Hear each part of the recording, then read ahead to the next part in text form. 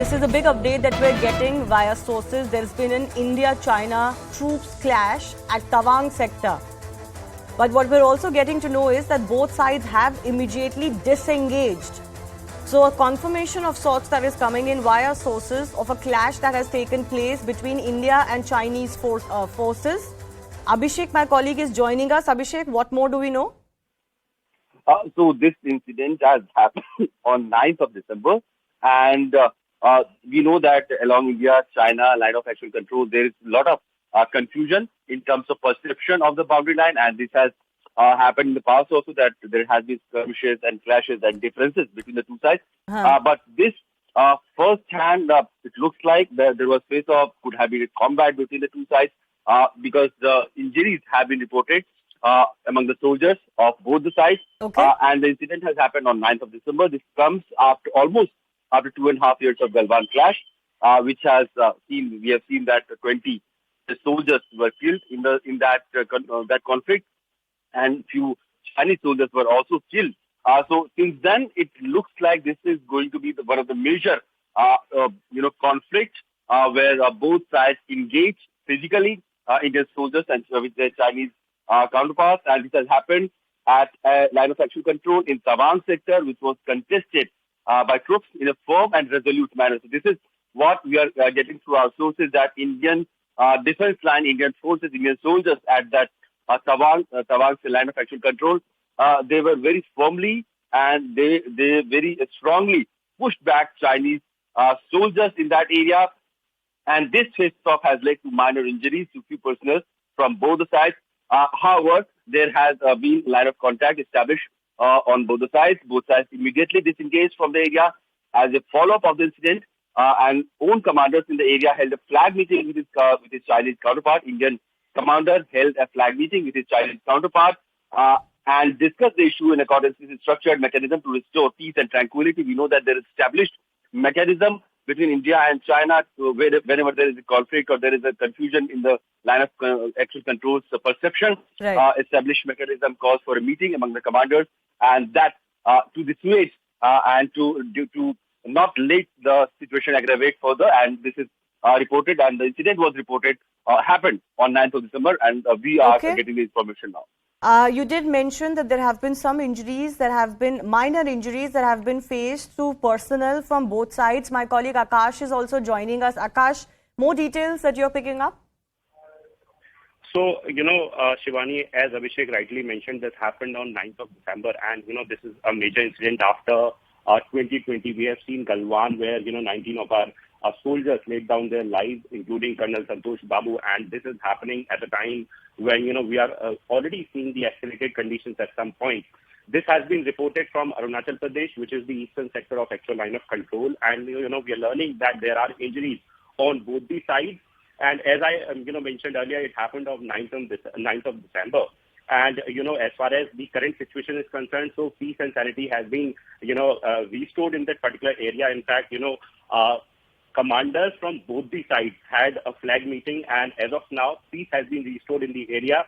But this is something reported from Arunachal Pradesh, and, this is not very common in that particular sector. In fact, specifically in the eastern sector, because these conditions are normally reported from the western sector, in the eastern Ladakh sector, or in fact sometimes in the Himachal Pradesh as well. But as of now, this has been reported from Arunachal Pradesh. Yeah. And, we are learning that after 2021, this is the incident. In fact, in 2021, we did not have any physical clash, but yes, there was some sort of, a dispute on one point. However, yes, and Akash, I think our viewers 2020. will remember, of course, the position that China often takes on Arunachal Pradesh.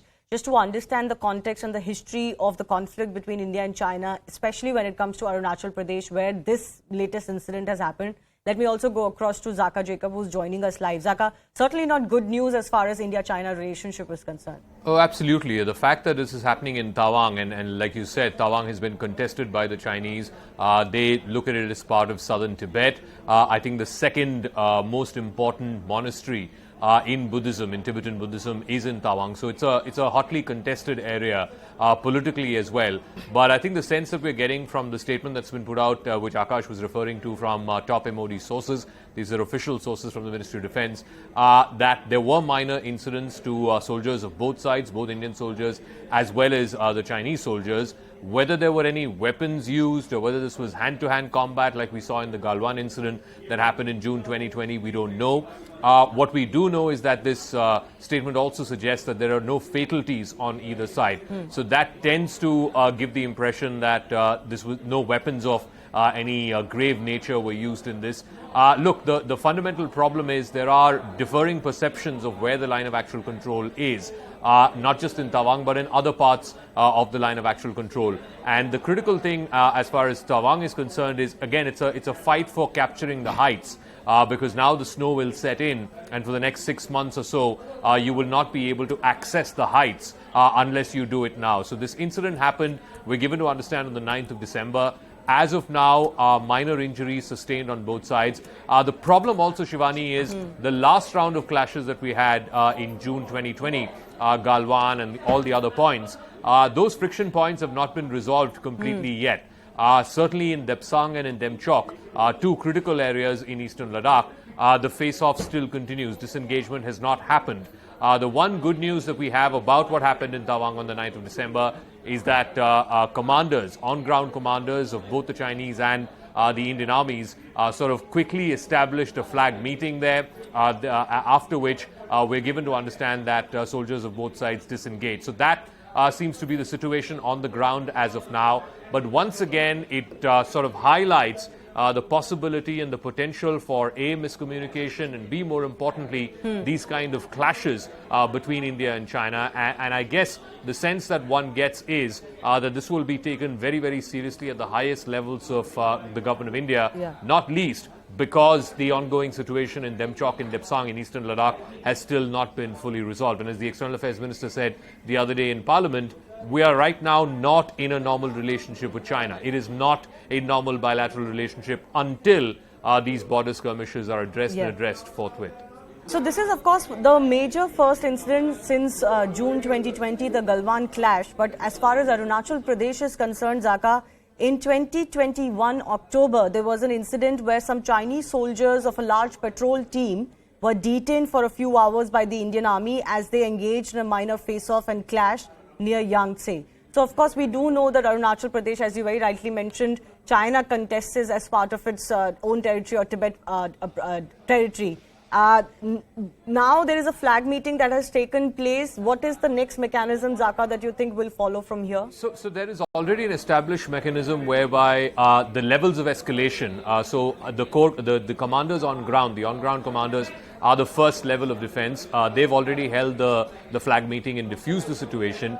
If they were not able to, then it goes to the area commanders and then eventually the corps commanders and so on. So that's the built-in process of escalatory mechanism that they have to try and resolve the situation. Like I said, though the statement does not give the exact details, fact is that it says that both Chinese and Indian soldiers have sustained minor injuries, so which means I'm assuming that they didn't use any guns or weapons of any grave form or nature. But certainly what it does highlight and what it does certainly question is how long can both countries, both big countries, nuclear armed countries, continue with these not defined markings of the line of actual control. And like I said, this differing perception business is not just on the eastern sector near Tawang. That, of course, is hotly contested for political reasons as well. But we've seen this in Ladakh, we've seen this in the middle sector in Uttarakhand as well as in Himachal as well. The border process, we've had the special representative talks. I think 20 rounds of those talks have happened for the last 20 plus years now. But it really has not yielded any kind of a resolution. And I think this might give the impetus for a new round of SR level talks. Remember, from the Chinese side, after the 20th Party Congress and the change of guard there, you will now have a new special representative. I'm given to understand it will likely be Wang Yi, the former foreign minister.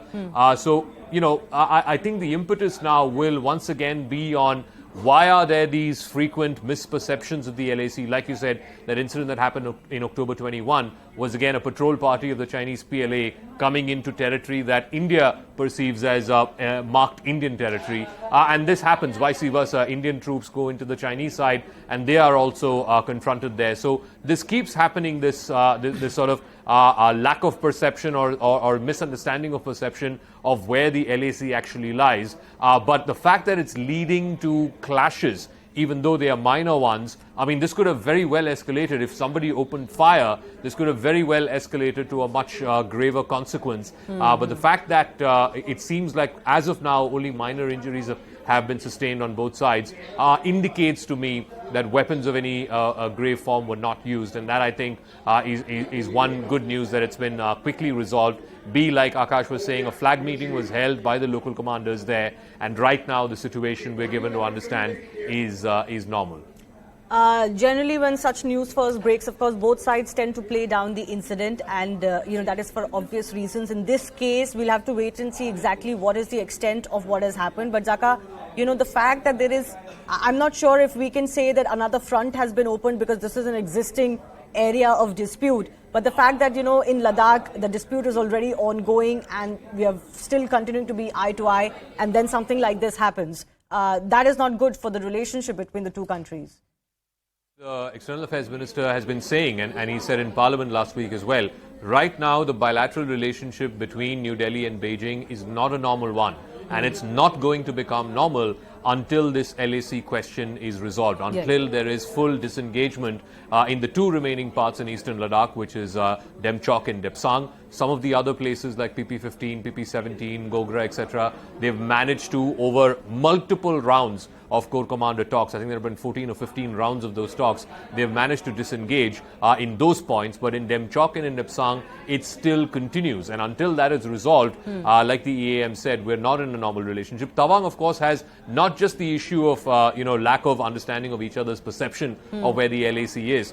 Tawang in particular, for the Chinese, they view it as part of southern Tibet. Like I said, the second most holiest shrine in Tibetan Buddhism is in Tawang. There used to be, at one point, a China-recognized Lama, who is the second most powerful Lama, I'm given to understand, who is based in that monastery in Tawang. And right now, with the advanced age of the Dalai Lama, the next Lama could come from any of these monasteries, including the one in Tawang. So I think it has far important, consequences and reasons why the Chinese are particularly perturbed about Tawang, and that is one of which has got to do with, the seat of Tibetan Buddhism, as it were.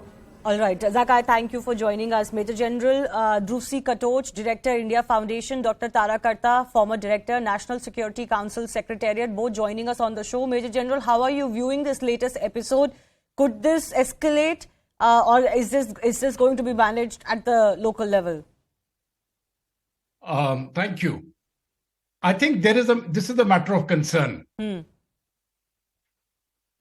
Specifically because the Tawang sector as such, the LAC is very clearly demarcated.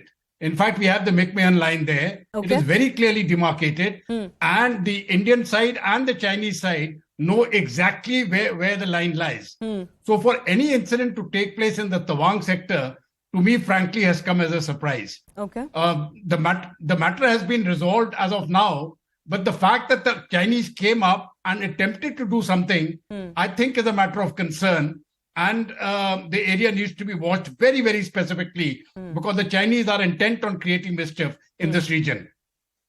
Dr. Tara Karta, if this is indeed a deliberate mischief creation by the Chinese, how do you look at it?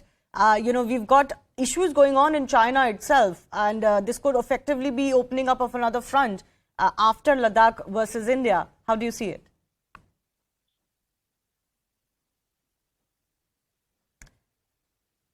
Dr. Tara Karta, that question was for you. Dr. Tara Karta, go ahead. Okay. I'm sorry. I couldn't quite hear you. Yeah, no, I would be, there are two ways of looking at it. One is, as the Major General, as he said, this is not an area where there should normally be a problem. But the thing is, whether China wants to, it can either say, I've got trouble inside my country now, so I don't want to do anything outside right now. Or it could say, I can use a an issue Distraction. to drum up nationalism. But in this case, there's been a lot of, I believe there's been a lot of troop movement. There's been a lot of bringing up of troops, bringing up of, the forward, their capabilities in the forward areas. So on, and including the north and in the northeast. So it could be in part explained by that. But since they've had a flag meeting, one hopes that the issue will die down. I think this is the first clash in quite a long time. So it is of concern. And I'm not, until we get a little clearer as to what exactly happened. I mean, the last, I think, was August 2020, where they had. Ma'am, there is one kind of incident that clash. we have been able to fish out, which was from October 2021, when the Indian Army held a few Chinese soldiers for a few hours. I'm guessing presumably because they had strayed into Indian territory. So that incident dates back to October 2021. But those are not exactly clashes. I don't think a clash has been reported in recent times. This is, Major General, a proper clash where even minor injuries are being talked about. Could you give us a sense of the area as well, sir, the Tawang area, and, what is the challenges that the Indian soldiers face there? You see, when you look at this particular topography, towards the Bhutan border, we have the Namkachu River. And the Chinese are on the Thagla Ridge on the opposite side, and we are on the southern side. So for anything to take place astride the Namkachu is not possible. So this would have obviously been, when we go further east towards Bumla, Bumla is the place where we generally have meetings between the two sides. It is possible that the patrol may have come, a Chinese patrol may have come and come up to this point and may have tried to come further deep inside, and they would have been challenged and told to go back, which could have led to the fracas. But very frankly, the Tawang sector is the one sector where I don't expect any incident to happen the way the forces are deployed. So this has come as a surprise to me. I don't think it is a positive development. It is a very negative development, and we need to be very careful about it. Yes, and because you're mentioning that this is one area where there shouldn't be so-called perception issues, then raises a question, how did this fracas get initiated and who's responsible for that? I do thank both of our guests for joining us at such short notice. Those